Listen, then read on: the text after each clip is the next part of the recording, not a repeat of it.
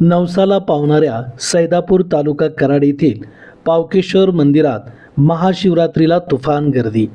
सैदापूर तालुका कराड येथील कृष्णा नदीच्या पैलतीरावर ऐतिहासिक हेमाडपंथीय पावकेश्वर मंदिरात महाशिवरात्रीच्या निमित्ताने भाविकांची प्रचंड गर्दी जमली होती।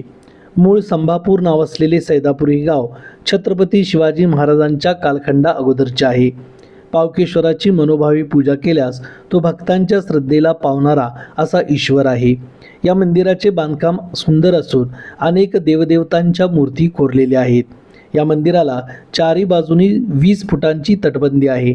मात्र सध्या या मंदिराला पूर्वीसारखे रूप देण्यासाठी सैदापूरचे तरुण एकत्र आले असून या मंदिराला प्राचीन मंदिरासारखे उभे करण्याचा संकल्प केला असून शासनानेही या मंदिरास भरीव मदत घोषित केली आहे। महाशिवरात्रीच्या निमित्ताने सैदापूर येथील भाविक पावकेश्वर मंदिराविषयी बोलताना संजय जाधव म्हणाले, चालुक्य राजाच्या काळातील हे हेमाडपंथी मंदिराचं बांधकाम अगदी वैशिष्ट्यपूर्ण आहे। या मंदिराचे 2 खास वैशिष्ट्य आहेत। त्यातले पहिले वैशिष्ट्य असं की जे हे पिंड आहे त्या पिंडेवरती जो लिंग आहे ते 40 ग्राममधलं आहे। बऱ्याच तुम्ही पिंडेवरती बघितलं ना तर ते पिंड आणि ते 40 लिंग असं एकाच दगडामध्ये असतं त्याचं कोरलेलं, पण इथं मात्र ते त्याचा अपवाद आहे आणि त्याचा मधलं लिंग आहे ते 40 ग्राममध्ये आहे।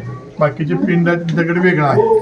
दुसरं या मंदिराचं वैशिष्ट्य सगळ्या मंदिरामध्ये गोमुख असतं, जे आपलं अभिषेकचं पाणी जातं तर तिथे गोमुख असतं, पण आपल्या मंदिराचं वैशिष्ट्य असं आहे की ते मगरमुख आहे। हे फक्त तुम्हाला इथंच असं बघायला मिळेल, माझ्या तरी कुठं बघण्यात असं नाहीच। आणि महाशिवरात्री आणि कार्तिक पौर्णिमेला इथं मोठे उत्सव असतात, भरपूर भाविक येतात। महाशिवरात्रीच्या दुसऱ्या दिवशी इथं महाप्रसाद असतो, बरेचसे भाविक त्याचा लाभ घेत असतात। 5 ते 6 हजार लोकांचा स्वयंपाक आम्ही बनवलेला असतो आणि तेवढी लोक त्याचा स्वाद घेतात। आणि दिवसभर इथं महाशिवरात्री दिवशी दिवसभर भाविकांची रेग असते, हजारो लोक इथं येऊन दर्शन घेऊन जातात। अशा पद्धतीने इथं आणि ते आता मंदिराचा जीर्णोद्धार करायचं ठरलेलं आहे, त्यासाठी फंड पण उपलब्ध झालेला आहे।